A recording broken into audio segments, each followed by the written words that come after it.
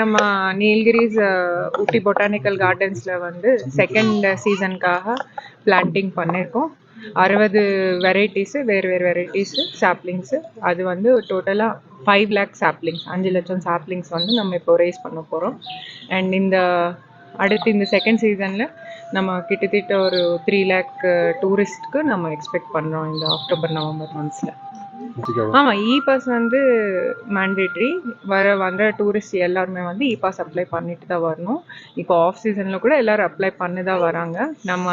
நீங்கள் எல்லோரும் ஏற்கனவே பார்த்துட்டீங்க. எல்லா செக் போஸ்ட்டில் வந்து நம்ம இப்போது இ பாஸ்க்கு பூம் பேரியரும் அப்புறமா அந்த பண்டல் போட்டுட்டோம். ஸோ அதில் இ பாஸ் கண்டிப்பாக அவங்க அப்ளை பண்ணோம். 2வது பிளாஸ்டிக் இஸ் பேண்டு, அதுவும் எல்லாருக்கும் தெரியும். அதுக்காக அவேர்னஸ்க்காக நம்ம எல்லா செக் போஸ்ட்டில் போர்டு வச்சுருக்கோம்.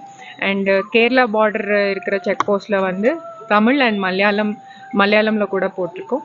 அண்ட் சிமிலர்லி இந்த கர்நாடகா சைடில் கக்கனாலா செக் போஸ்ட் கிட்ட நம்ம கன்னடாவில் கூட போட்டிருக்கோம் போர்டு.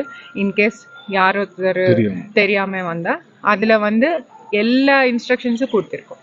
12 மீட்டர் லாங் பஸ்ஸு வரக்கூடாது, இது பேண்டு கோர்ட் ஆர்டர் படி நீல்கிரிஸில்.